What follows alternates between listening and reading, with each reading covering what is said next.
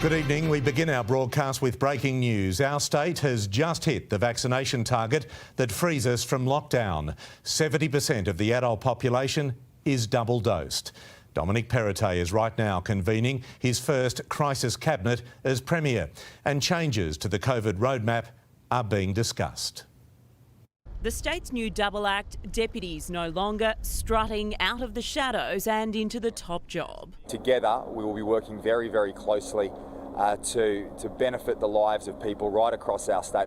The new Premier and his right-hand man intent on getting straight to business. For Dominic Perrottet, his first day as boss started early. Tired, but a lot of energy and ready to go.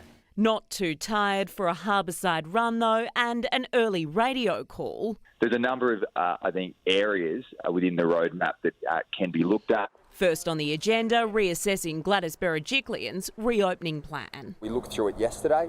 I had a further discussion with the health officials this morning, and that really comes down to the views of my fellow colleagues in the crisis cabinet this afternoon. The hints masks could come off early and schools could go back sooner. We'll be in a position that those teachers who are attending school in face-to-face learning are double vaccinated, and we'll make sure that's the case. The new Premier also wants the daily case numbers dropped earlier in the morning, but as for Freedom Day, it's unlikely to be brought forward from Monday. The rush is on to be ready, pubs are making sure the taps are topped up, and the new Deputy Premier sounds like he'll be the first through the doors. I want to go to the pub, I want to have a beer with my mates. Paul Toole looking forward to toasting the promotion he secured today as the Nationals descended on town for their own leadership ballot. We're shocked by the resignation of John Barilaro?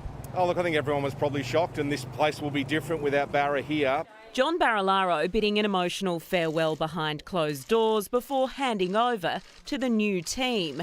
Bronnie Taylor elected Deputy Nationals leader, the first woman to hold the job in the party's 100-year history. Now the government's most senior woman, she's got big Freedom Day plans too. I've got a long list of things I'd like to do, and quite of those are a bit of maintenance, ladies, I'd like to say, and I'm really looking forward to that. And then it was back to Government House to bring the government up to full function.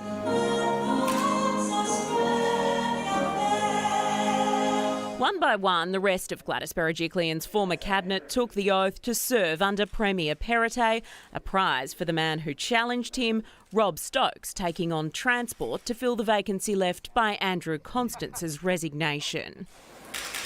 This coalition partnership likely to be a little smoother than the often rocky road travelled by Berejiklian and Barilaro. Dom's probably about the right height that I'll elbow him in the ribs if I have to, if I need to make sure that a point's been made about what's important. With just 17 months to the next election, there's nothing like a common enemy to unite a team. Labor's Chris Minns today headed straight for the battleground of Western Sydney and picked a fight. Where is the COVID-safe vaccine passport app that's been promised now for over a year? Will it be in place and ready to roll out when things open up on Monday? Our state politics reporter Liz Daniels is with me in the studio. Liz, we've hit 70% fully vaccinated. What a gift on day one for Dominic Perrottet. The timing could not have been better for the new Premier, Pete. He's been able to announce the good news after a long lockdown, making it Facebook official. Bam, he wrote just a short time ago. We've hit 70%. This is great news and a big step closer to a full reopening and a proper summer. But Pete, I can tell you he won't pull the trigger early. Freedom Day remains Monday, October 11. But he wants to tweak the plan, and we're standing by to hear more from Crisis Cabinet. It's been a remarkable turnaround after a slow, long weekend. Sophie Walsh is with me in the studio. Sophie, there's been a jump in vaccinations in the last 24 hours. Yes, Pete, and it is showing in our caseload. Today, New South Wales recorded 594 new infections. That is a 7-week low. Our hospitalisation rates are also continuing to trend down, but sadly, 10 people lost their lives. As we've heard, 70% of people 16 years and above are tonight fully vaccinated. Well done, which means we have reached our Freedom Day target for October the 11th.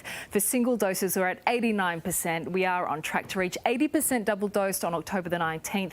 So more freedoms from Monday the 25th, and we'll reach 90% on October the 30th. The key to getting back our lives is vaccines. So if you've had one jab, make sure you get your second. Pete.